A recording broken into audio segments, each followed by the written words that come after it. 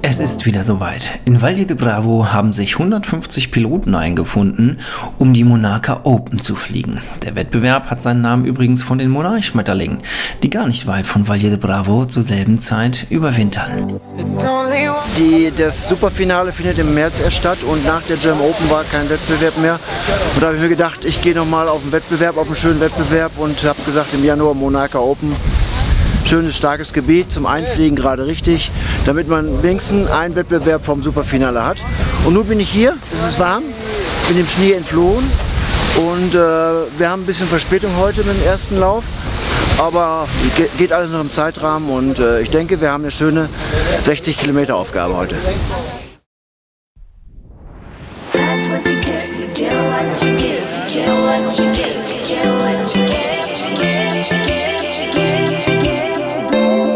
Am ersten Tag wurde eine 59 Kilometer Aufgabe gesetzt.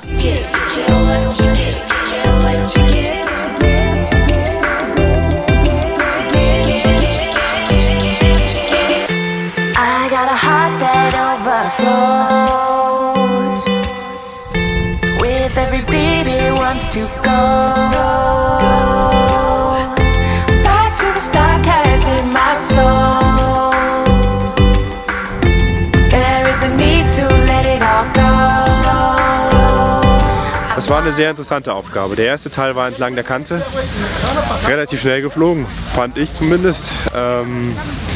Und dann der Einstieg in die Konvergenz, immer noch relativ schnell und dann ging es ins Flachland, wo die Abschattung stand. Und da hat sich die Spreu vom Weizen getrennt oder sagen wir mal so, der eine hatte mehr Glück als der andere und hat vielleicht noch was erwischt und konnte dann mit mühseliger Arbeit Höhe machen und letztendlich habe ich dann doch noch ein Ziel geschafft. Ja.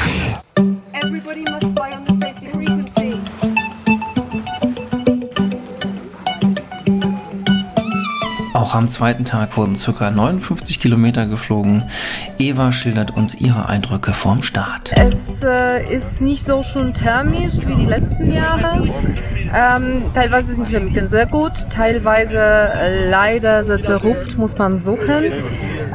Wir haben relativ große Westwetterlage, also wir haben ständig Westwind, was nicht so optimal ist, aber ansonsten passt alles wie immer. Also es ist Sonne, es ist super, kein 3 Meter Schnee. Juhu, was will man mehr?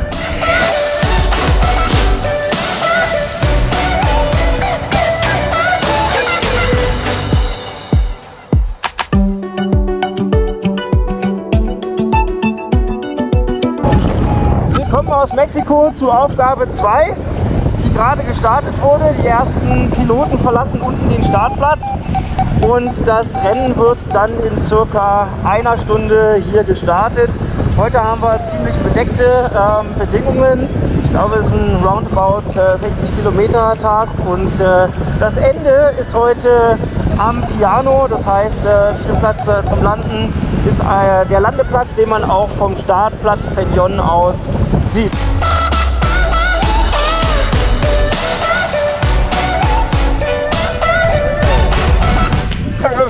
Doch noch geschafft. Scheiße, war das knapp, ey.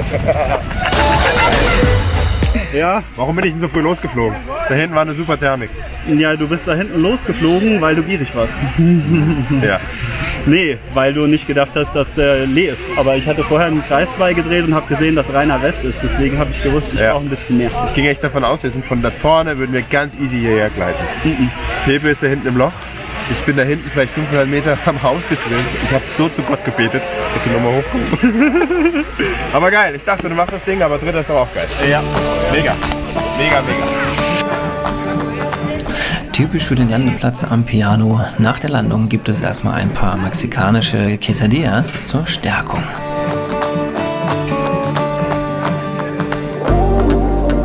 Bevor es am dritten Tag losging, gab uns Pepa eine Einschätzung, wie es für ihn bisher gelaufen ist. Ja, also mir gelingen hier schon eigentlich sehr, sehr gute Linien und ich bin eigentlich die ganzen 3 Tasks, die wir jetzt hatten, immer ganz, ganz vorne und kann mich teilweise sogar absetzen. Und am zweiten Tag habe ich wirklich konsequent dann auch gewartet irgendwann, habe sie auffliegen lassen und habe dann auch meine vielen Leading-Punkte dazu genutzt, um gemütlich dann mit denen weiter zu fliegen und es hat ganz gut hingehauen am zweiten Task. Also da bin ich ganz happy drum. Und ja. Jetzt gestern der Task, da war ich eigentlich wieder in einer super Position, bin in der Konvergenz, bin extrem gut geflogen, war immer hoch und hatte einen riesigen Vorsprung vor der ersten Gruppe eigentlich. Da waren zwar Harry dabei und Ronny Helgesen, aber die sind dann auch so abgefallen mir gegenüber und Ronny war irgendwann 500 Meter tiefer an zweiter Position. Und dann habe ich schon auf ihn gewartet, 15 Minuten oben an der Basis und sind dann gemeinsam weiter und dann ist er wieder runtergefallen neben mir und irgendwann bin ich dann den letzten Kilometer zur vorletzten Wende alleine weiter und irgendwo danach hatte ich dann wirklich Pech mit der Linie und bin dann gegroundet und ich hätte einfach vielleicht 20 oder 30 Minuten auf das Hauptfeld warten sollen, aber die waren nicht in Sichtweite, deswegen also wenn man so weit in Führung ist, dann wartet man eigentlich nicht. Das ist ja also wirklich dann, also warum fliegt man vorher dann so gut und holt sich so einen Vorsprung raus, wenn man dann hinterher 20 bis 30 Minuten warten muss auf die anderen. Das habe ich nicht getan, vielleicht hätte ich es tun sollen.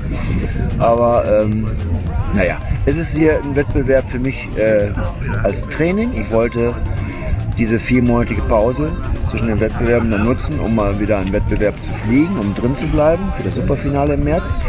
Und das Training ist mir bislang sehr gut gelungen, also ich bin immer ganz gut dabei.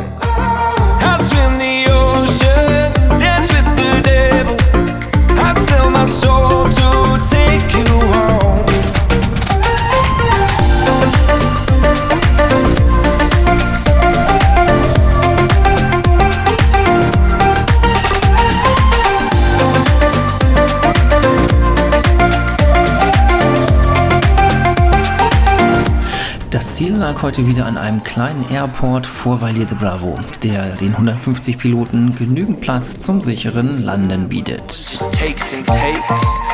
One choice for the good year, but not the one you make. One word dying for if you saw her shake, shake, shake. We can feel the flow underneath our feet. I am listening. We can feel. Oh, ich dachte, wir haben einen super geilen Start hingelegt. Wir waren die Ersten, wir zwei. Ja, also zu Anfang lief es wieder richtig rund und das war schon wieder beängstigend. Ich habe gedacht, jetzt läuft es wieder so schön zu Anfang, dann kann es nur schlecht laufen zu Ende. Ja. Aber es ging dann auch zum Ende dann besser als die letzten 3 Tage. Wieder mal deine Linienwahl, ne? Deine Linienwahl. Ja, ich habe schöne Linien ausgepackt. Und das war dein großes Go, ja. Ja. Hat er uns echt was abgeholt. Also wir sind heute 74 Kilometer geflogen und die Aufgabe, die war so schnell. Die ersten waren in 1 Stunde 47 im Ziel, also ein 40er Schnitt. Und wir haben wunderschöne Turnpoints gehabt, in, aus, so ein Turnpoint da oben in der Konvergenz. Und eigentlich stramm durchgezogen, wenig gekurbelt und was besonders interessant war heute in dieser Aufgabe, diese Geschichte mit diesem kleinen Radius und dann Wegpunkt, den gleichen Wegpunkt mit dem größeren Radius. Ja. Das war taktisch sehr spannend, weil einfach zu sehen war, wer entscheidet sich jetzt für welche Linie. Und natürlich, Pepa hat die schnellste Linie gehabt, die habe ich dann auch gewählt. Deswegen waren wir wahrscheinlich auch so schnell, ne? Aber es war trotzdem nicht von Anfang an klar, wie man zu fliegen hat. Also das war schon klasse. Ja. Also ich war zu Anfang sehr bewölkt und das hat sich unheimlich schön aufgeklärt und es war ein schöner, schneller Lauf. Ja, da kann man nichts anderes zu sagen.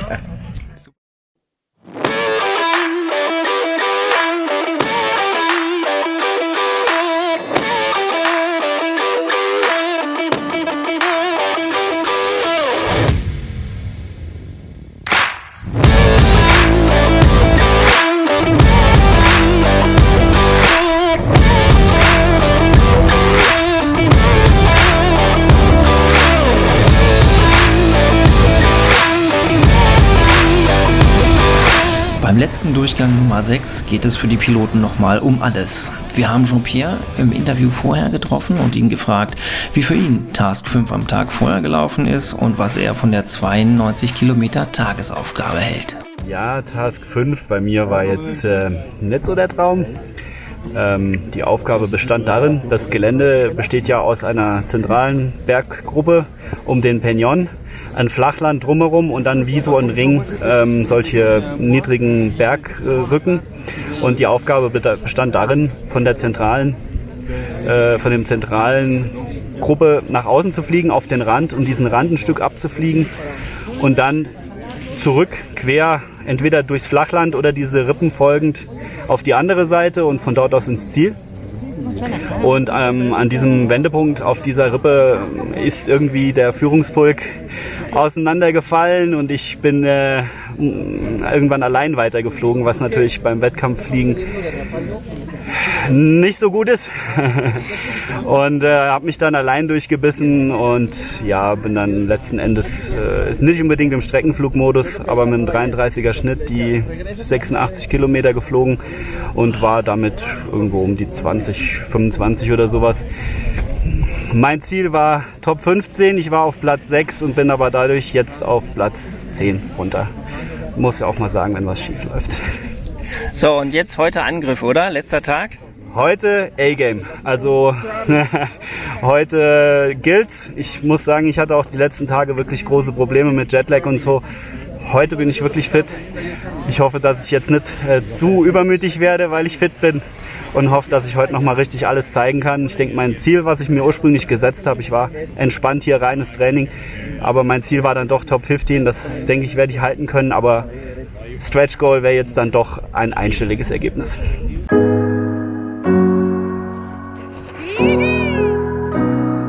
Mitch Riley aus den USA gewinnt den 6. Lauf und damit auch die Monaca Open. Okay, what do you think about winning the competition? What is your feeling of winning this competition? You know, it's a dream for me. There's a lot of very good pilots here, and paragliding has lots of skill involved and some luck, and sometimes things just need to go well for you. And I feel like the week lined up really well for me. I was focused, I was flying well, and a lot of the interesting moves I tried worked out well. What was the most difficult thing about these comps?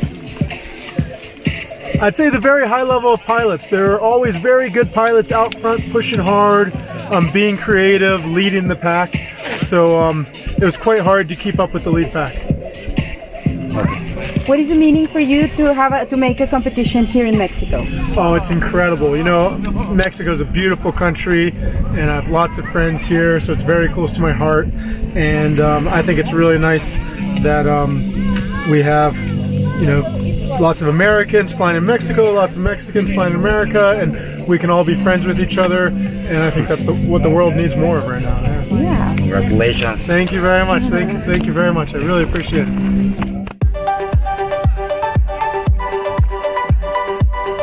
Aber auch Harry segelte kurze Zeit später ins Ziel und sicherte sich damit den 2. Platz overall. Der erste Teil des Rennens ging für mich blöd los. Ich war zu tief, musste hinterherhetzen. Raus ins Flache war dann okay, entlang der Ridge war dann okay, konnte ich ein bisschen aufholen. Raus ins Flache war auch okay, habe ich auch aufgeholt. Dann sind wir die Mexikaner-Route geflogen über die Berge, was sich als gut erwiesen hat. Hohes Tempo, viel Speed, viel Druck. In den Bergen war es dann wie angesagt Trixie. Und da habe ich dann auch meinen Vorsprung fast verloren. Eigentlich war ich dabei bis zu Beginn der Monacas und ab dann wurde es fischig. Stefano hat eigentlich georbitet, der war ewig hoch, ich dachte, der macht das Ding locker. Und ja, und dann haben wir da hinten die Wände geholt und auf dem Weg zurück war ich so tief, ich habe den Baumwipfel wegtreten können. Naja, letztendlich habe ich nicht mal ausgegraben, jetzt müssen wir mal sehen, was das Ranking ergibt.